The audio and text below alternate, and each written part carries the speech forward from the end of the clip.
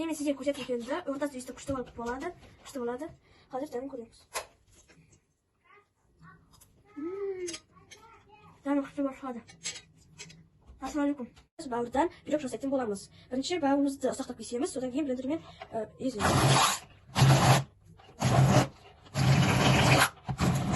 Міне блендермен езіп болдық, міне 2 жұмыртқа шығарып саламыз.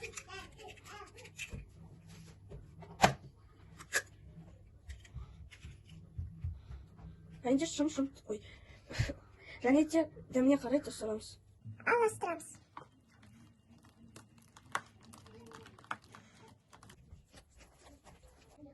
Бір стакан сүт құямыз. Және де оны қайта ленчикпен араластырамыз. Енді иліктен өткізіп ұн саламыз. Массамыз қатты қою болмау керек.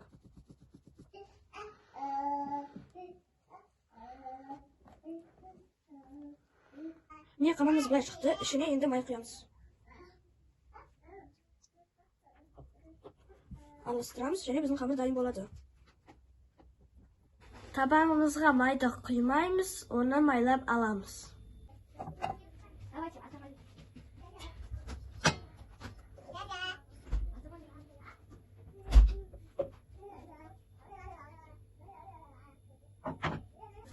Міне үстіп тесіктер шыққан кезінде келесі жағын аударамыз.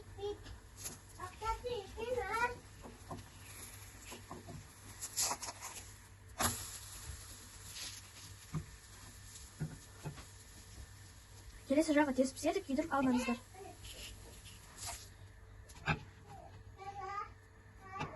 Осылай күршелеп бүкіл бауырымызды пісіріп аламыз. Майонездің ішіне 2 зубчик чеснок салып, араластырып аламыз. Морковь пен жуаны қуырдық. Енді оған бірдеңе қойып тұрып, жинаймыз, пирогымызды жинаймыз. Бірінші майонездің чеснокты жағамыз.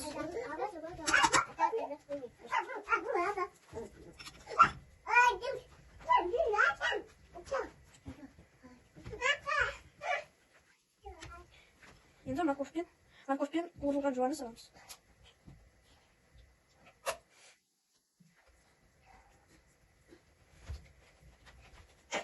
Өстіп барын істеп шығамыз. Міне пирогымызды жинап болдық, үстіне жұмыртқамызды күштен өткіземіз.